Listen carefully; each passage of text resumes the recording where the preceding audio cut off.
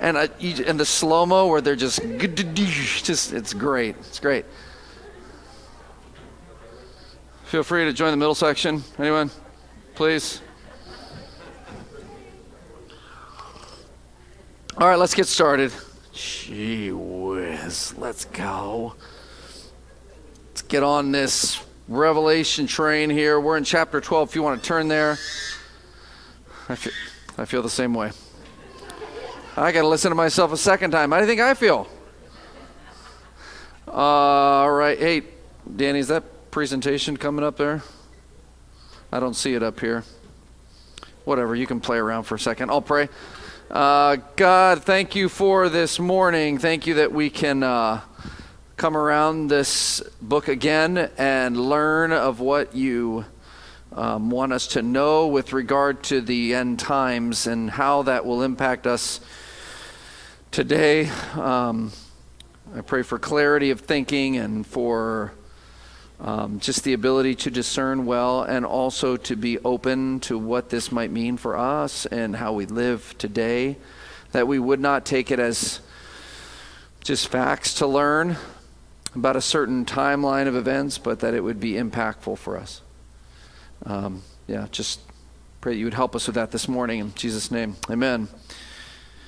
All right, let's get right in this thing. We got a couple chapters here to cover, so let's cover them. Let's start off with, again, where our reference point is. In the timeline of human events and the major shifts in that timeline, at least on human events on earth, we have a general kind of thing here that Revelation is laying out for us and helping us to focus on. And there's a pre-tribulational period of everything that leads up to this 7-year period of time where the focus of God's redemption and restoration is what it's about, those 7 years. That's kind of what we're talking about right now. We're in that 7-year period. Revelation will also cover for us the millennial kingdom, the 1,000-year reign of Christ in Jerusalem on earth. Following this, it will also then cover the transition into the eternal kingdom, of which there will be a number of things that will maintain and carry over from the millennial kingdom, but we will see there will also be a radical reshaping of the earth in the fashion in which God originally intended. So that's all kind of where we're at, but specifically in Revelation, the majority of the focus is on this tiny little 7-year period of time. And again, the importance of it is because this is the necessary events that need to take place for ultimate restoration to take place. Without the tribulation, there is no millennial kingdom. Without the tribulation, there's no eternal kingdom. It's necessary in the economy of God because the promise has always been there that sin must be dealt with. It cannot be overlooked. God doesn't overlook it in establishing any of his covenants. He always deals with it in establishing his covenants. And so the 7-year tribulation is just that. Now, within it, we've seen a number of things so far. We're going to keep layering more and more on, and the emphasis is on understanding this in that layering kind of quality to it. I think many times we view these events as though they happen just for a small period of time, and as soon as one is done, then the next thing happens. And we're reading it wrong when we read it that way. Most of these events are actually just explaining a sequence of when certain things will begin to then be layered on and added to what was already in place. And so there's a little more flex in there. You probably noticed that last week when we talked a little bit about some of the prophetic portions with regard to the first half and the second half of the tribulation. There's a mention of 1,260 days and there's a mention of 1,290 days. And, there's a question of, well, what's the 30-day gap there? What's that all about? And what that's all about is God is giving prophecy that actually takes place in real human space and time with consideration to real human circumstance. So when we talk about what happens at the middle of the tribulation there and the amount of destruction that's going to take place right at the end of the first half of the tribulation before really there's this radical shift of a new religious system that's going to take place in the temple, it makes a lot of sense that God would allot 30 days for all that to kind of work its way out, because this happens in real human space and time. It does not happen in some kind of fairy tale universe. That happens right here, and it's going to happen with humans involved in the process. So keep that in mind. We've got some seal judgments that began. The 7 seals were broken, each one of them sequentially bringing in a new level of judgment that God was bringing on the earth. The 7th one was really the opening up of a new series of judgments, which are the trumpets. And we find that same sequence again happening after we have the 7th trumpet is going to blow, and in reality, it blows for the whole to the very end of the tribulation. But within the blowing of the 7th trumpet, we're going to see another series of judgments come in. And all this is this continual layering. And if you layer, which you're supposed to, then you understand why Jesus said what he did, that there's going to be tribulation and then there's going to be great tribulation. Because once you get to the halfway point, there's a series of things that happens that's going to make it get a lot worse. We're going to talk about them today when we talk about some dragons, a woman, and 2 beasts. Right on. So let's go all full throttle Lord of the Rings on this and see if we can make sense of it, all right? So some of these events we're going to bring back in and we'll talk about them some more. Let's go. Revelation 12. And a great sign appeared in heaven. A woman clothed with the sun and with the moon under her feet, and on her head a crown of 12 stars. She was pregnant and was crying out in birth pains and the agony of giving birth. And another sign appeared in heaven. Behold, a great red dragon with 7 heads and 10 horns, and on his heads 7 diadems. His tail swept down 1/3 of the stars of heaven and cast them to the earth. And the dragon stood before the woman who was about to give birth, so that when she bore her child, he might devour it. She gave birth to a male child. One is to rule the nations with a rod of iron, but her child was caught up to God and to his throne. And the woman fled into the wilderness, where she has a place prepared by God in which she is to be nourished for 1,260 days. So, 6 little verses, 2 important characters. We have to identify who they are. Now, first off, let me just go back briefly and note that it began by saying, and a great sign appeared in heaven. Okay, so where these things transpire in John's vision is very helpful in helping us to understand what we're looking at. So specifically, he's been talking about actual things taking place on earth during this time period, the midpoint of the tribulation, and this transition into the bad half, right? As if the first half wasn't bad, but he's talking there, and then he says, now, it's like this idea of, then I'm looking at this, God's showing me this, and then God pulls my eyes up, and up here I see a sign. Okay? Now, so that's very helpful, because what that is it's a literary way of saying, here's some background information about what's going on down here. This will help you understand this better. And so there's going to be some actors and activities, events taking place down here, but you need this to understand that, all right? So he takes us off timeline, off earth view, pulls us up to a sign so we can see some things, and we're going to see in a few verses he'll go, now we're back here. And so just pay attention to that little shift in focus. It's very much used a lot in this apocalyptic literature of helping us know background and helping us know what's in line with what he's been talking about, okay? I would also have you note there's a specific usage here in verse number 1 of this idea of a great sign appeared. Now, you remember in the Gospel of John, I have no idea when this was. We taught that before. That was a while ago. But the Gospel of John is organized around 7 signs. And what it is now we know there's 2 words used in the New Testament. There's miracles and then signs. But those aren't the same thing. A miracle is just, here's a thing that's supernatural, it's really powerful. It's like, wow, okay? A sign, although it could be talking about the exact same thing, the sign is him saying, that thing that was done was to point to something else. It was, don't be super consumed with the actual thing that he did. Be considering of what the thing that he did was pointing to.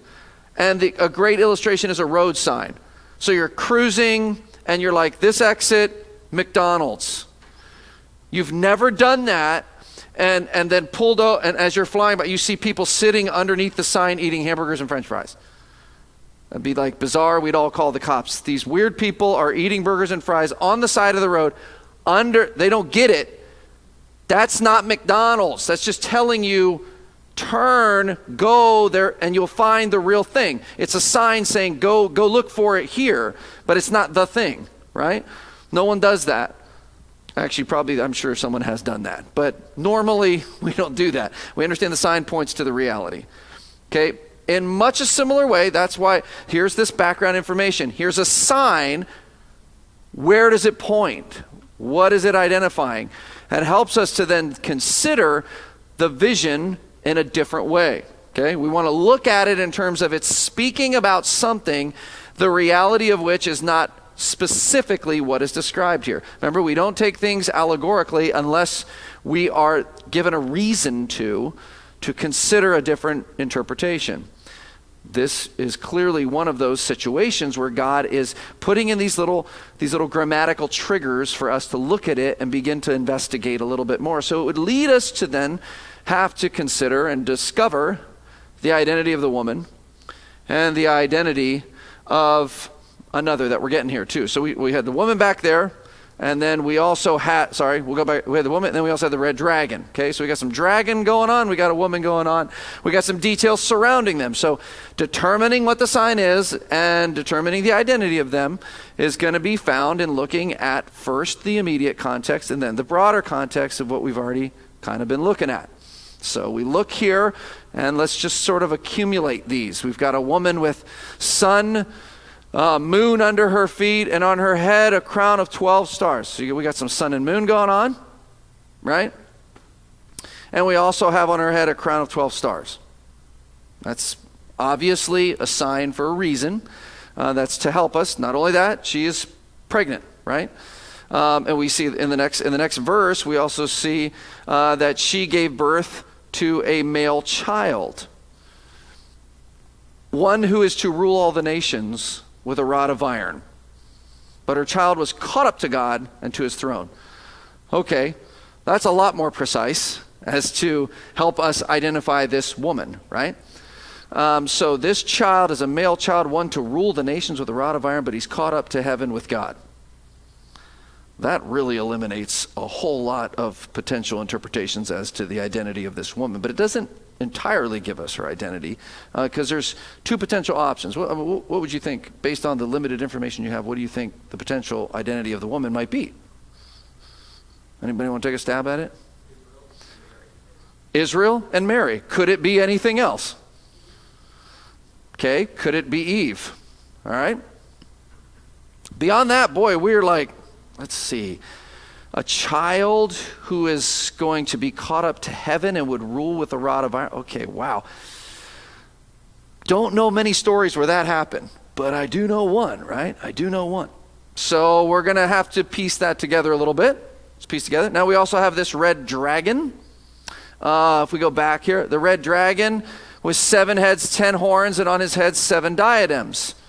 Now there's probably some firing off going, okay, 7 heads, 10 horns. This isn't the first time I've heard that information. We've read that somewhere else. Okay, so that's very significant. We'll get back to that in a second. Or we'll add to that when we see, as this context keeps going, what that might be referring to. And then specifically, then we kept reading, and we find that his tail swept down 1/3 of the stars of heaven, cast them to the earth. So this dragon stood before the woman, and he had a specific purpose. He had a specific purpose, that he might devour the child. So we have these two things, okay? I mean, there's a little bit more there too. We'll kind of refer to it as we go, but we're honing in a little bit. So we can come up with some educated guesses, at least puts us in the ballpark. I think the Israel and Mary are good options, clearly. As we look at all the pieces together, those are very good potential options. The dragon who was there to devour the child, again, if we looked at options, we're kind of looking at, on a cosmic level, we would say Satan. On an earthly level, maybe Herod, right? Because remember, he sent them to go kill all the firstborn children there in Bethlehem. So, okay, that's very helpful. We're gone to like, what in the world, Lord of the Rings, no one knows, to, This is, as a sign, points in a certain direction.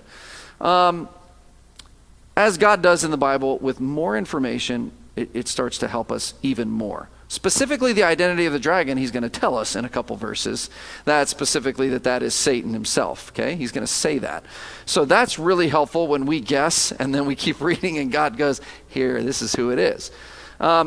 With regard to the woman, I would present to you that of those two options, the one that is more preferred is that it is actually Israel and not specifically Mary. Although, even if it were referring to, which in a general sense, it does speak to the experience of Mary, that this is not something is to be understood in the sense of applying to Mary, but rather that Mary was now the final and full fulfillment of God's prophecy regarding his Redeemer being born as a Jew. It happened to come through Mary, but Mary's not particularly in focus. Let me give you a couple reasons. As Paul says, Timothy, you can take it, and may God give you wisdom. The sun, the moon, and the stars are clearly referred to in the Old Testament as symbols and pictures that God uses of the nation of Israel, never for Mary herself. Write these down. These will be helpful for you you can look it up later. Genesis 15, if you recall what happened in Genesis 15, that's when really Israel began. And remember, it all begins with God taking Abram out of the tent and going, count the grass under your feet. That's how many, he doesn't. He goes, look up. And the stars represent the promise of what this nation will be, right? It's the vastness of the heavens will do that. And so it was meant not only for Abram, but then it was written and recorded that any Jew could walk out at any time. And here's this visible picture of the promise of God over the nation. The stars, right? We have Psalm 89, verses 34 to 37. You want to write that down? Psalm 89, 34 and 37. We also have the prophet Jeremiah, chapter 31, verses 35 and 36. We have these other examples, I'm just giving you a few, other examples where God specifically uses the heavens, and in all of those, sun, moon, stars are all included as pictures of the nation of Israel, both in their scope, how many they will be, and then also the prominence that they will have in the world. So in some of those, he refers to the sun and the moon because of the prominence that Israel would have among the other nations. He talks to the stars, uses that as far as their number, okay? So we have Old Testament information. Remember, God expects us to bring with us everything that he said up until this point. We bring that to this and understand God has already been referring to Israel in these terms. And that he would then choose to personify Israel as the woman who would bring about the birth of his promised Redeemer is clearly within the scope of possibility of what he's talking about here. And then we also read the issue of the woman wearing the crown of 12 stars. Again, we're not making exegetical leaps here when we consider the fact that the 12 stars would represent the 12 tribes of Israel. And then beyond that, obviously the rest of the information would totally apply, even as sort of as the experience of Mary and giving birth to him was Israel bringing about the birth of the Redeemer, and that Satan would come then to obviously kill him, okay? So that is, I think that's preferred. We're going to know the identity of the dragon is Satan in just a few verses. But let me challenge you with this, or just note this, is that he said specifically that the red dragon would have the 7 heads, the 10 horns, and the 7 diadems. Pay close attention to that. That's very significant as we keep reading. So the 10 horns and the 7 heads begins in this vision as associated with the dragon who is Satan, okay? That'll make sense here in just a second as we go, because something really interesting is going to happen here in a second, okay? We'll try to connect that in just a moment. So keep reading, watch this. Now, okay, in writing, this happens quite frequently.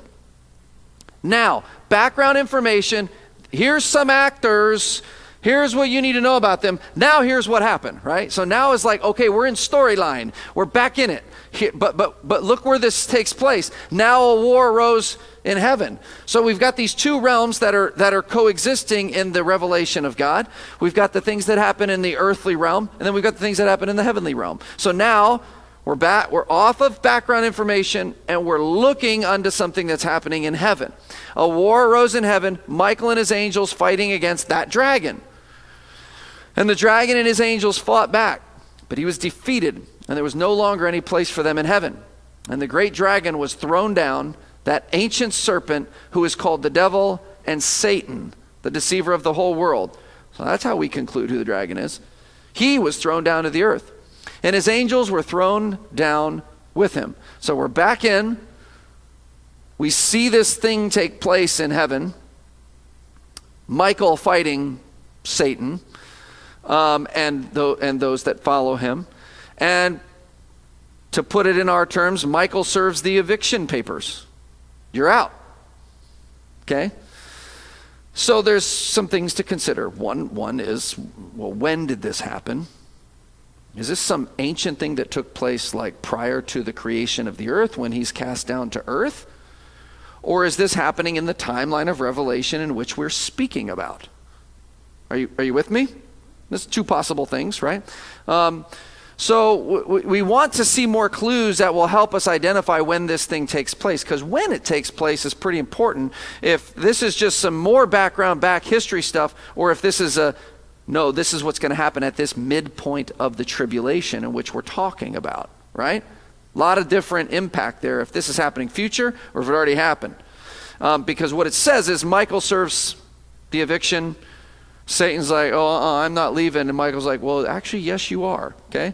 I told my kids, like, this is just one more reason why Michael's one of the dudes I want to talk to. Like, Peter's going to be interesting. Paul, can't wait to have those conversations. But who is Michael? Like, what? Because you kind of picture, I remember as a little kid, I pictured Satan, and I knew the story. He was an angel and all that, but I kind of viewed him as he's the most powerful one of them all, right? Because I didn't understand well as a young child that there's all kinds of category in the angelic realm, and there's different responsibilities of what they do in the angelic realm. And we know that Michael is actually a warrior. Every time we see him in the Bible, remember he shows up to Daniel, hey, sorry I'm late, I had to fight a couple wars before I got here. Like, what? Who you fight, where, when? What's going on?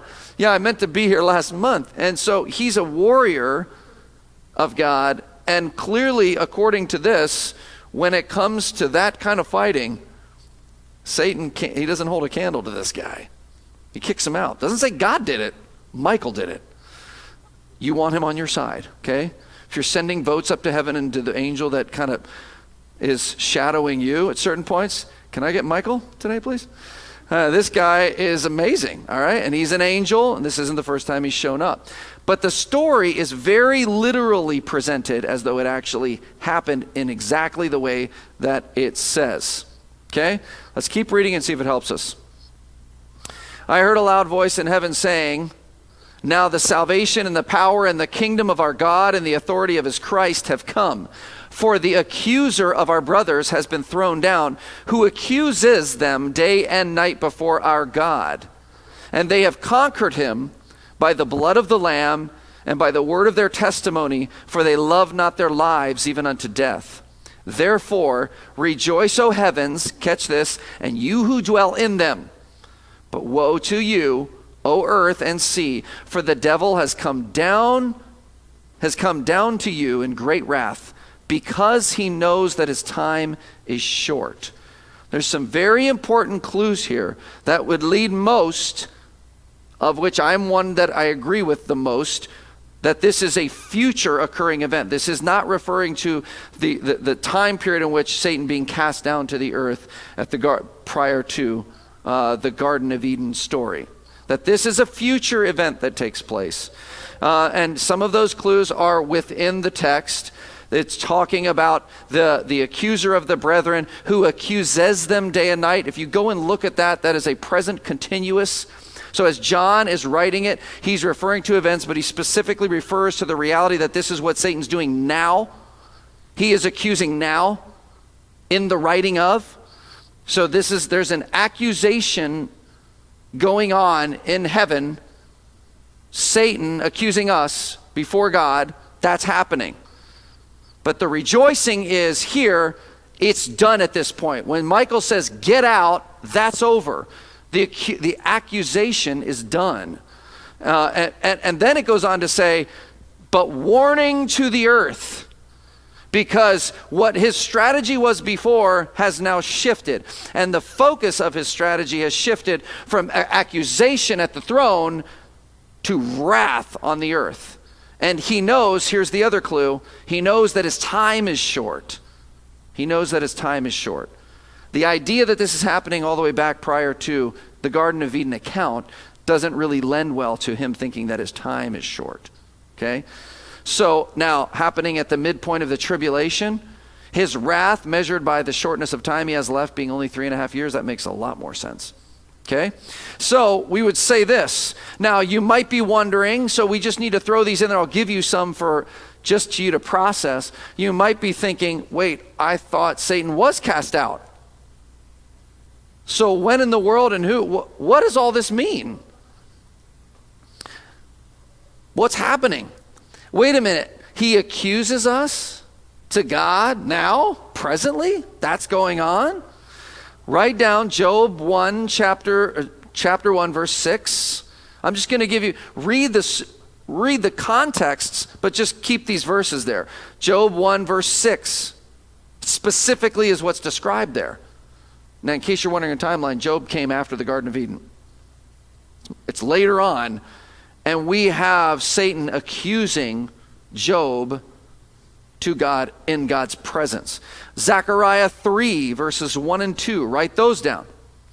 These are biblical accounts of Satan doing this very thing of accusing the people of God before God in his presence. Okay? Does that make sense? So there is evidence within the scriptures that happened after this account of Satan already being cast down to earth. So I think a better way to describe what happened prior to the Garden of Eden, and a better way to understand that, which probably would have been helpful if we taught little kids this in Sunday school, is that his residency changed. Not his access to the throne of God, but his residency in the presence of God. That's more consistent even biblically when we talk about God judging sin, that God says sin can no longer be in his presence. It's better to understand that as living within the presence of restored relationship to. It's not in the fact that God could never be around sinners. What in the world was the pillar of fire by day and the pillar of fire by night and the pillar of cloud by, you know what I'm saying, the pillars, okay? Are you with me? Gosh, somebody finish this. Like, what was that? The whole thing was that a fairy tale, or was that God's presence there? Did the Holy of Holies actually have the presence of God, or was he going, I am, but I'm not?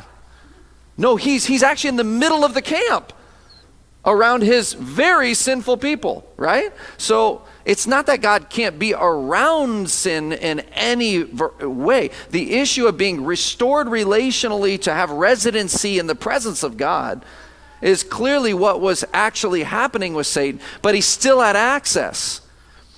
Now, just for funsies, this is why Hebrews is so significant when it says Jesus is the great high priest. And he represents us to the Father now. Not like back then or in the future, but now. And Jesus is like, he's the lawyer who represents us. Satan is continually going to God and going, did you see what John did? Let me We're speaking in tongues and everything here this morning. This is great. I'll take that as a right on. Okay, so like John, did you see what John did?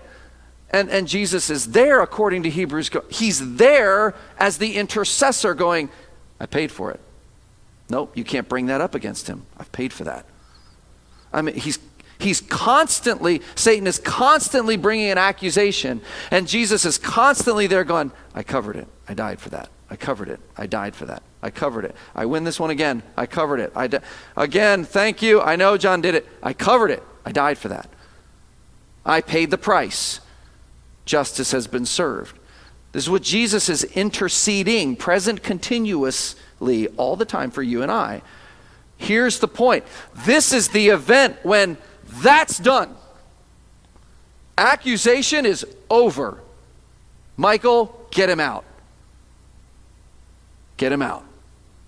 Think about that. This is a massive event in the heavenly realm of what's been happening for millennia. This has been going on. And Michael says, out. And now we see Satan's focus, his entire strategy against humanity takes a massive shift here, and it's described in warning form. Look out, O earth, here he comes. He was very preoccupied in trying to trip you up before the throne. He can't even come anymore. Now it's directly focused on you here on earth. Directly focused on you here on earth. He knows that his time is short. This is a very, very significant event and how this is going to shift. And this is why Jesus says there's going to be tribulation and then there's great tribulation. Because your adversary will be 100% focused on the earth and causing destruction. And we're going to see that now. Catch this. This is where the next chapter goes here in playing out what does that strategy look like. If this happens in the heavenlies and this massive shift takes place and now Satan's down here, the question would be for you and I as we read, well, what happens? If the strategy changes, how so? And in what way? Good that you asked. Let's keep going. And when the dragon saw that he had been thrown down to the earth, he pursued this woman who had been given birth to the male child. So who's he pursuing? The woman who had given birth to the male child. I think at least I'll present to you where Israel is in view. He's pursuing Israel. But the woman was given 2 wings of the great eagle so that she might fly from the serpent into the wilderness to the place where she is to be nourished for a time and times and half a time. Who talks like that? The serpent poured water like a river out of his mouth after the woman to sweep her away with a flood. But the earth came to the help of the woman, and the earth opened its mouth and swallowed the river that the dragon had poured from his mouth. Then the dragon became furious with the woman and went off to make war on the rest of her offspring, on those who keep the commandments of God and hold to the testimony of Jesus. And he stood on the sand of the sea. We have a very interesting thing taking place here. Now the focus comes exactly like he said. Michael evicts him. The warning comes. Now he's there. And now we have this event or this shift. And now the focus is, I'm going after the woman, Israel. I'm going after. I want to destroy the people of God. That is what Satan will want to do. And he's going to do that for a time, times, and half a time. And all of these time references, we've had some difference in them, but they've all added up to the same thing. We've talked days. The Bible speaks of months, and it's also talked about years with regard to the tribulation. Specifically, the second half of the tribulation. Here is another reference to the same thing. The time refers to a year. So he's going to pursue Israel for a time, times, and then half a year. This is half, little pinky. Time times half a time. That's 3.5. So it's consistent with everything he's been saying. In regards to the reference of time that he's been talking about, it fits within the scope of everything that he's been talking about up until this point. That this coming down out of heaven, this pursuit of Israel for the destruction of Israel will be happening with ferocity in the last half of the tribulation. And he goes on to give a description that one of the things that will actually happen, there'll be a flood. Now when is this? We're midpoint tribulation. And you remember what Daniel said? Because I'll remind you. He told them, this is what's going to happen. There's going to be the abomination of desolation. They are going to rescind that peace treaty. They are going to institute the worship of Satan. And when that happens, Daniel says, run to the hills. He literally says, run to the hills. And look what happens here. The woman is given wings of a great, she is given an opportunity and a way, and Israel, believing Israel, is given an opportunity to fly from the serpent into the wilderness, run to the hills. The wilderness surrounding Jerusalem is hills. There's not wilderness like you and I think. It is just desert. But go to the hills. Get out of Jerusalem. Remember last week, the earthquake's coming. 7,000 people are going to die. It is going to blow up in Jerusalem. And here he says, it's coming for 3.5 years. 3.5 years. It's going to be terrible. Run to the hills. And God's going to provide a way. There's even going to be a flood that actually goes after them to kill them. And it says God will use the earth to swallow it up and preserve them. But the result is this. Okay, in the initial escape, God will preserve and give them opportunity, right? But Satan doesn't give up. The dragon becomes furious, and makes war on them. He makes war on them. Any of these believing Jews, he will seek to kill. Now, what's really interesting is within their numbers is the 144,000. That's some of them that are going to be run up. But Lord willing, many more too, Lord willing. God will preserve them. But it's only the beginning of this effort of Satan to kill any and all who would stand with the Messiah. Okay? This is what's happening. So a couple events. Check this out. We talked about actors. The woman is Israel. The red dragon is Satan. We've got a few events here that are pretty important. Satan's removal from heaven in terms of access and accusation, which brings the focus of what he's doing to a more hands-on attack on Israel and the world also, but specifically here Israel, is going to be happening. This is a major shift right here at the midpoint. Major shift right here. So the question becomes, how does this play out in practicality? Fantastic question. I saw a beast rising up out of the sea.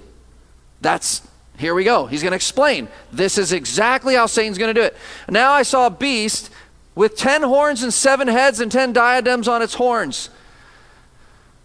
There is an obsession in the Bible with horns and heads, okay? Like, let's just call it what it is. This is the 15th time we've seen this. And the beast that I saw was like a leopard, and its feet were like a bear, and its mouth was like a lion's mouth. What in the world? Is it crazy? Or have we heard about this before? It's a little crazy. But we have heard about it before. Right? Remember Daniel 7? Remember the initial prophecy some 600 years before this? The fourth beast to come would have 10 horns. Remember that? Go back there and look in your own time. He specifically says the earth, the kingdoms of the earth are associated in this way, and he carries on in chapter 7 to talk about the 4 great beasts, right, that represented the 4 earthly kingdoms. And he said who those beasts were. He said that the lion was Babylon. He said that the bear is Medo-Persia. He said that the leopard was Greece, right? Back there in Daniel. We went through all that. We saw it. He laid it out pretty clearly. Now, it's either a coincidence or it's prophetic fulfillment. You decide. That at this point, now he sees a beast rising up out of the sea who has all the same qualities of which Daniel had seen in his prophecy. Daniel saw them. He understood the makeup of it. He knew what they meant, the fourth beast being Rome, and the prophecy that would be come back again in the future with 10 horns. Remember we talked about the 10-nation federation, that those were kingdoms or nations. That was going to come at some point in the future. It was going to reach its zenith at some point in the future as a fulfillment of what Daniel prophesied. So just for your own importance, man, chapters 7 through 12 of Daniel, keep it in your back pocket all the time in prophecy. It's extremely important in providing frameworks to understand all of this. Or else we're all sitting here going, what could 10 horns mean? Good stinking luck. It will be all over the map on the ideas.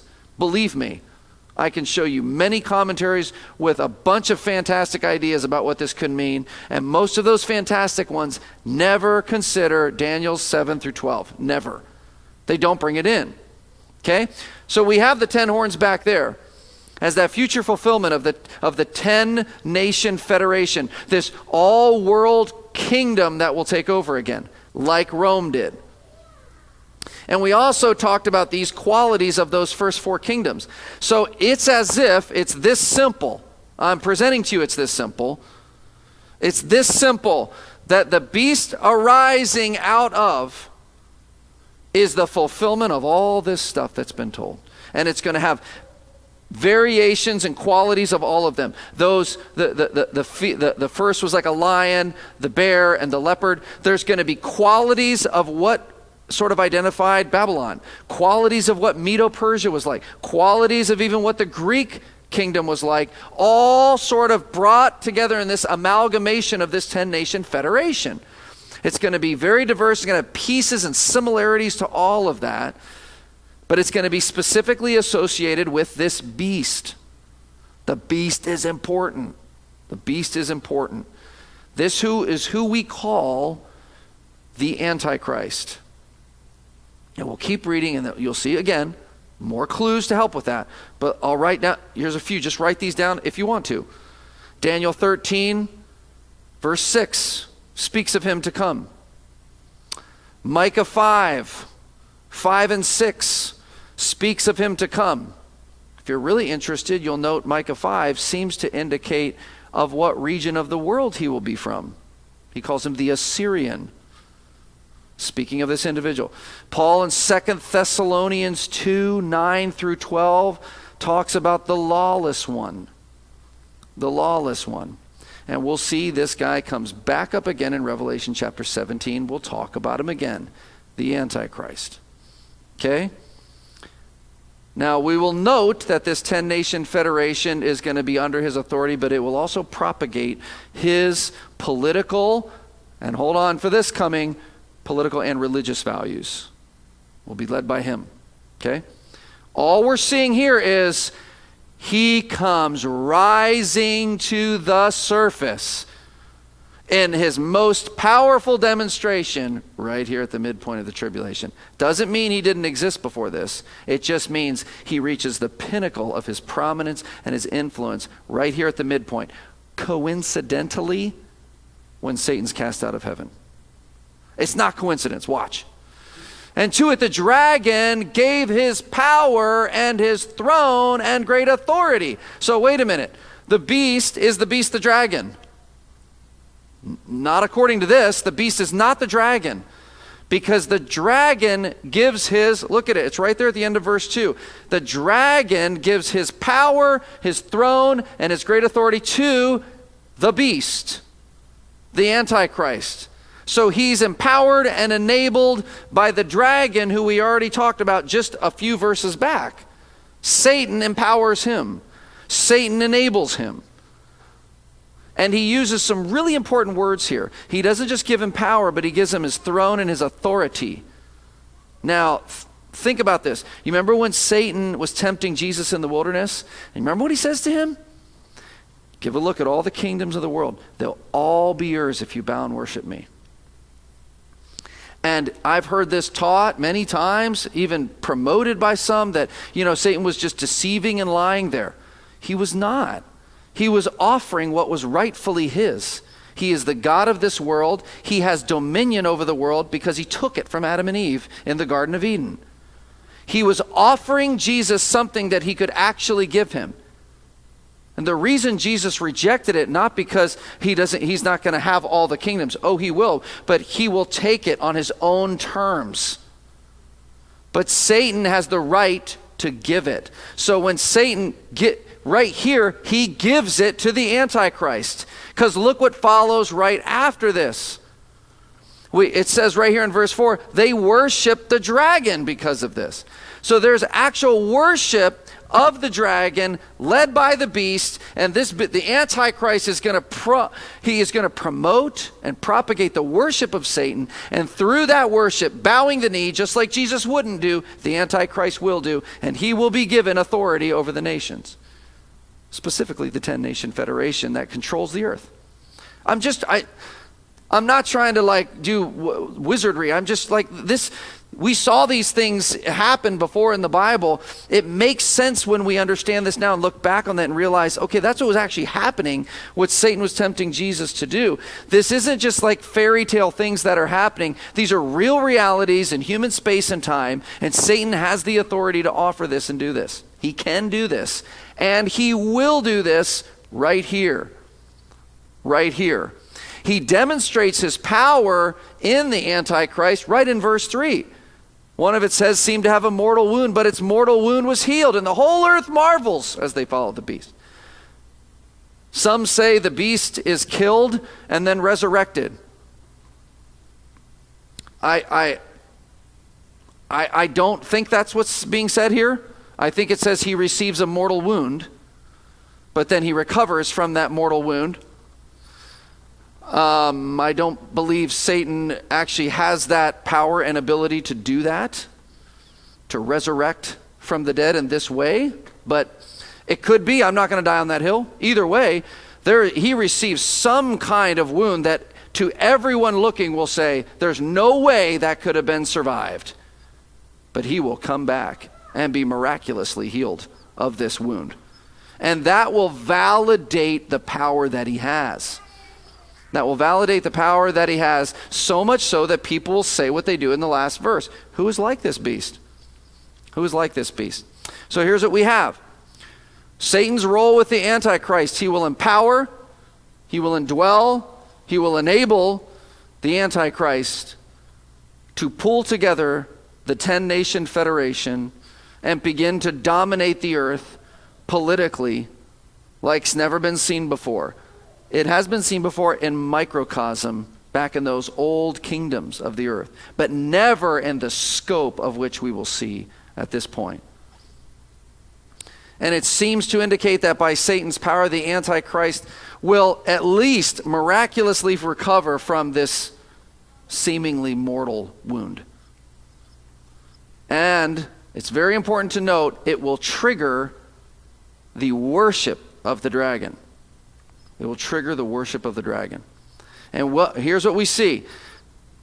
Do you realize the fourth kingdom, Rome, and what eventually came out of that was the first time in human history at the scope that we saw in Rome that the emperor eventually became not just the emperor, but the Holy Roman Emperor. And when Constantine made Christianity theoretically the official religion of the Roman Empire, it was not just a political empire, it was a religious political empire. And we had the individual who was in charge of everything politically was also the one that was in charge of the church. And I put that way on purpose.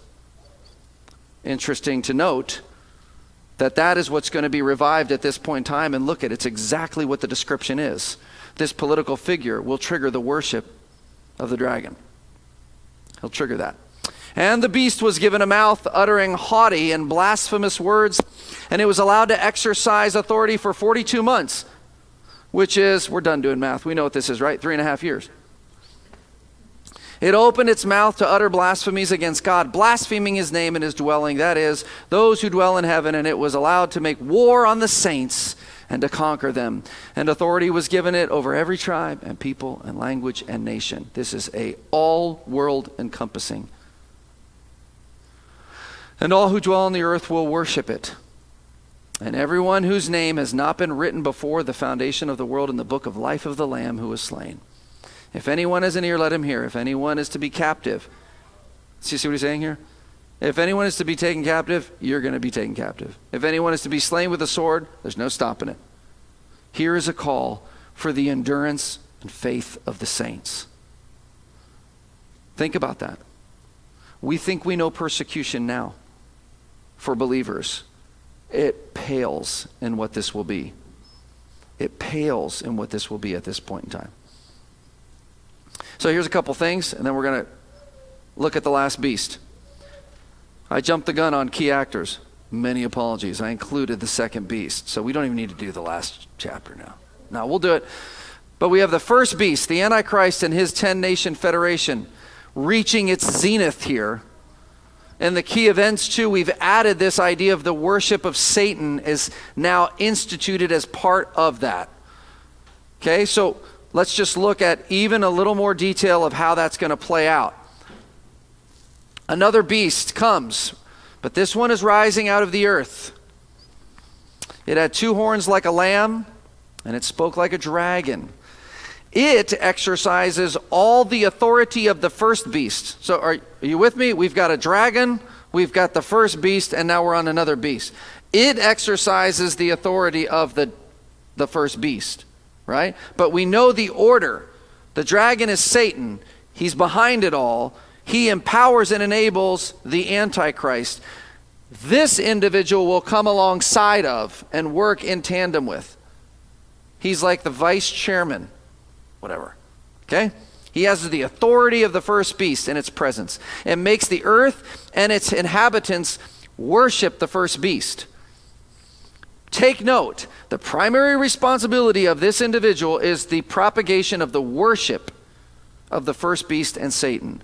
This is why the Bible will call him in chapter 17 the false prophet, because he is primarily a religious figure.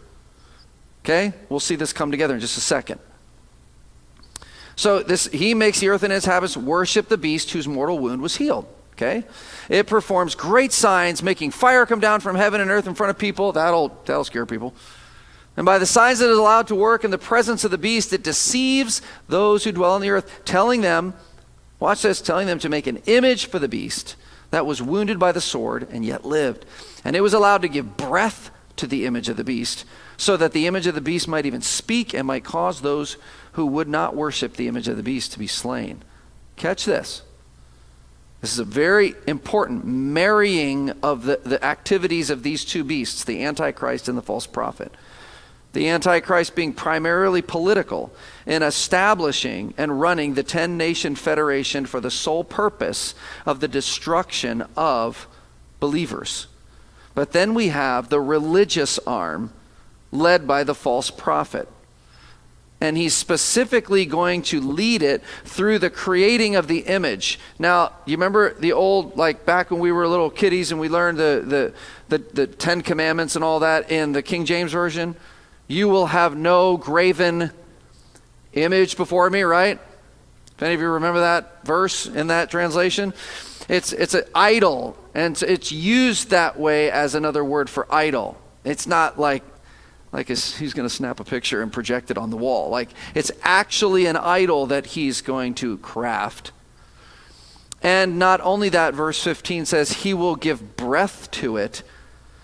He'll give breath to it here so that it can speak and it can kill those who don't worship it. This is what's going to happen to this idol that the false prophet is going to make. He's going to make an idol of the Antichrist, and this is going to be worshiped. Now, here's where we have that event we talked about last week, the abomination of desolation that Daniel foretold, that the worship of the one true God in the temple would be cut off at the midpoint of the tribulation. No longer.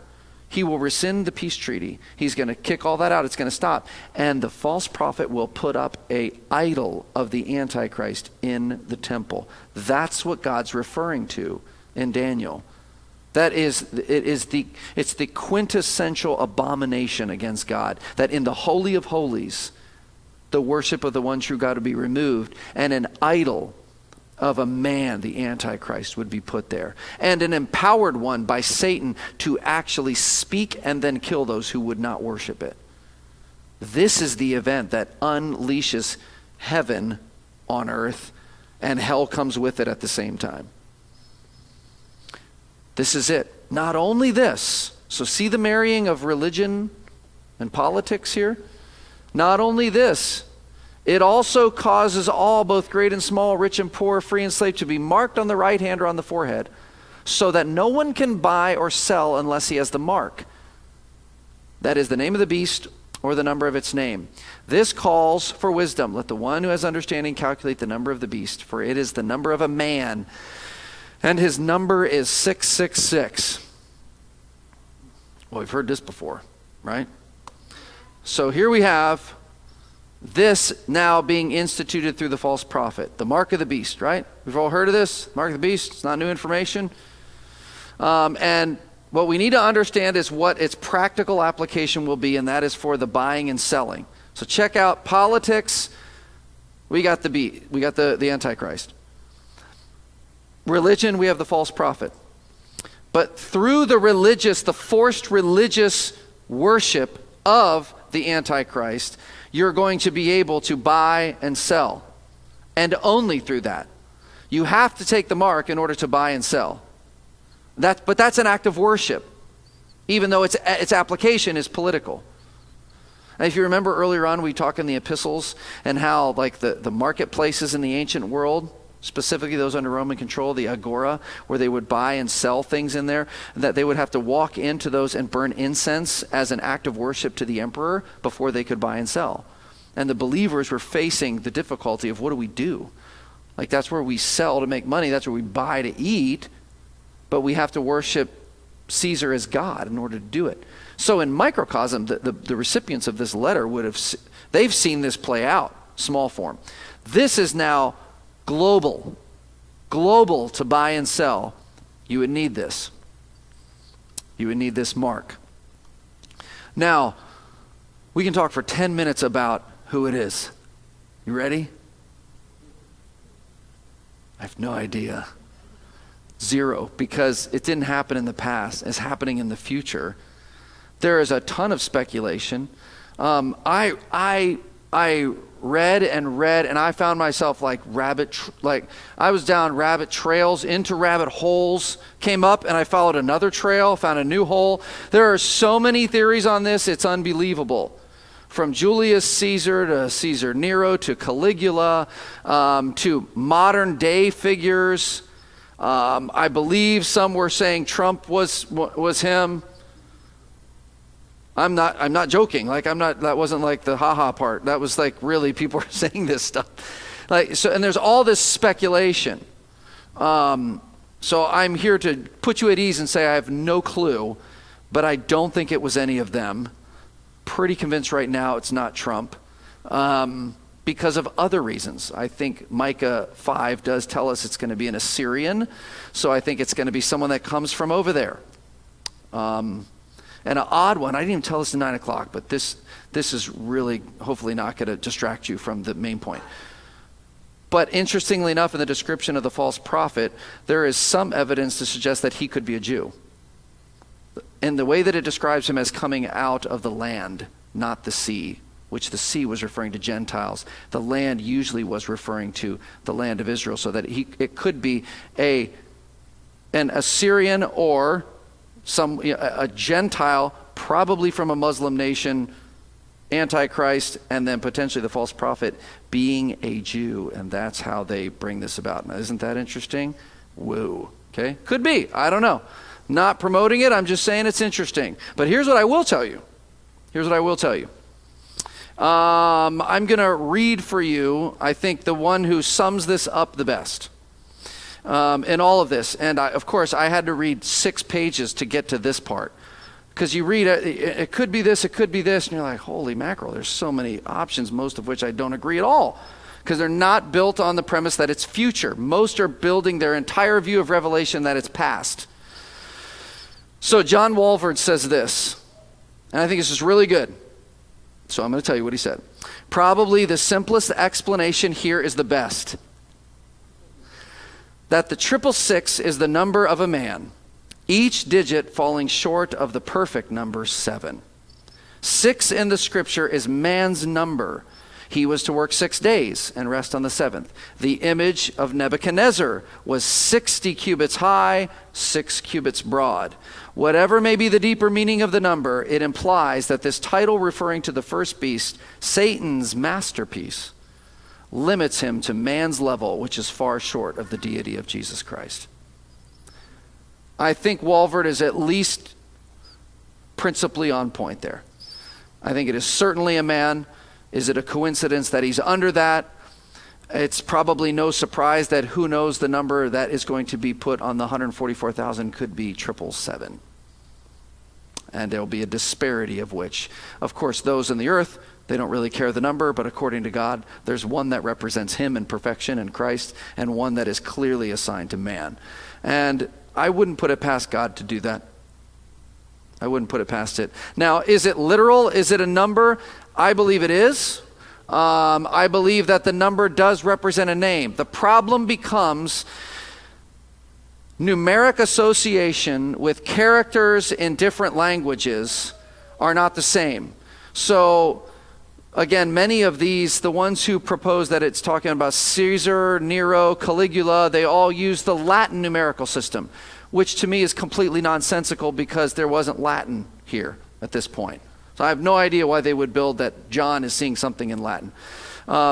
Greek and Hebrew and even Aramaic, they're not all the same. So the reason I say it's pure conjecture is to not only say that we don't know what language it might be referring to of what this is, because it could be accounting for even one that we don't know. But so the numeric value of a certain letter to add up to 666, that's a problem because we don't know the language. Secondly, how does it add up to 666? Could just the name and the numeric values of the name add up to 666? You get what I'm saying? So the math we don't know, the language we don't know, which leads to we don't know. We just do not know. But I do believe it's literal, and I do think for part of the purpose, because it ends with this calls for wisdom, I think those in the days in which this is happening, these verses will provide a very clear, definite warning to them to not take the mark. That they will know what this mark means. Later on, it will tell us that whoever takes the mark will face an eternity apart from God. It isn't like a whoopsie, I didn't mean it. Do you get what I'm saying? So to me, I don't see anything to consider otherwise. I'm fine if you don't think it too, that's totally fine. But I do believe that its primarily application is going to be for those who are going to be faced with the opportunity to actually take the mark or not.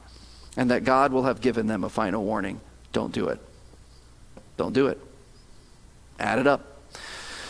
Okay, so some pretty crazy stuff happening here. We got the first beast. We've got the false prophet coming on the scene. We've got down here under key events, the worship of Satan, the full fruition of the abomination of desolation and the worship of the Antichrist in the temple. And we have this mark of the beast, which is going to radically change the whole way that the world functions from both a political and a religious perspective. All coming around this person who is indwelt and empowered by Satan and his second in command who propagates the religious nature of this kingdom. So here's what we have. We're done, okay? I just want to put them in there. But I just want to highlight for you the nice little dotted yellow arrow that's going whoop, coming up. That's there for a reason, because what I don't want you to think is on the timeline that the Antichrist just appears here and the false prophet just pops out of thin air. What I want you to realize is he was already the one that instituted the signing of the peace treaty. He's already on the world scene before the peace treaty. Do you get what I'm saying? So it's not he just arrives at the midpoint. What happens is he under the facade of peace, he's relatively dormant through the first half, but we see this sharp rise to prominence and domination at the midpoint of the tribulation. So that little woo is just to remind you, he's there, but he's just making his way. Not yet, not yet. Satan's cast down and he goes, you're my man. Let's do this. No more deception, no more nothing. We're going to dominate. We're going to control through forced religious adherence to the worship of Satan and the worship of the beast. That's going to happen. And now that is going to be the climate for the rest of the Great Tribulation. So not only is all of heaven poured out in final judgment of sin, but all hell is lived out on earth through the leading of the Antichrist. This is, I believe, what's happening. And now this should color and help us understand everything else we read. Okay? So we've got these figures. Take a look at it. It's helpful. The 144,000 are still there. But man, do they have all odds against them. Time is running nigh. And I would urge you, as hard as it may be, to do your best to reflect on this and why God is writing all this to you. That it's not that you would just know or even argue over the minutia.